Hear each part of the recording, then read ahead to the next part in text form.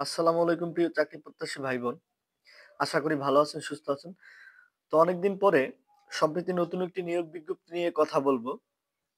আপনারা স্ক্রিনে দেখতে পাচ্ছেন Bangladesh bank, central bank of Bangladesh তাদের যে সমন্বিত বা কম্বাইন্ড ব্যাংকগুলো মোট 11টি কম্বাইন্ড ব্যাংক তাদের সম্প্রতি সার্কুলার তাদের ওয়েবসাইটে প্রকাশ করেছে।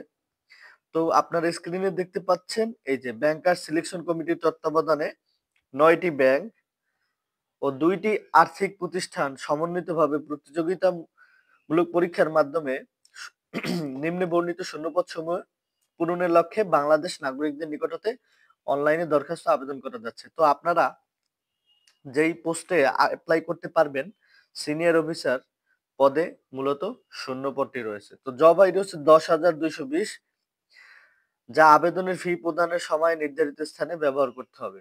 এর পদসংখ্যা হচ্ছে ১৫৫৪টি। পদসংখ্যা হচ্ছে ১৫৫৪টি। অনেকদিন পরে ব্যাংকের অনেকগুলো পদের নিয়োগ বিজ্ঞপ্তি প্রকাশ হয়েছে। ১৫৫৪ পদ কিন্তু আসলে অনেকটি পদ। এর মধ্যে আপনার ১৫৫৪ পদের মধ্যে আপনার যে বিভাজন আছে, সোনালী ব্যাংকে ৪২২টি, অগ্রণী ব্যাংকে ৪০০টি, বাংলাদেশ কৃষি ব্যাংকে ২৪২টি, রাজশাহী কৃষি উন্নয়ন ব্যাংকে হচ্ছে আপনার ১৯০টি, আনসার বিডিপি উন্নয়ন ব্যাংক ১৮৯টি, বাংলাদেশ ডেভেলপমেন্ট ব্যাংক ২৬টি, কর্মসংস্থান ব্যাংক ২৪টি, বেসিক ব্যাংক ২০টি, প্রবাসী কল্যাণ ব্যাংক ৭টি, ইনভেস্টমেন্ট কর্পোরেশন অফ বাংলাদেশ মানে আইসিবি ব্যাংক হচ্ছে ১৯টি এবং Bangladesh house building corporation finance corporation হচ্ছে ১৫টি।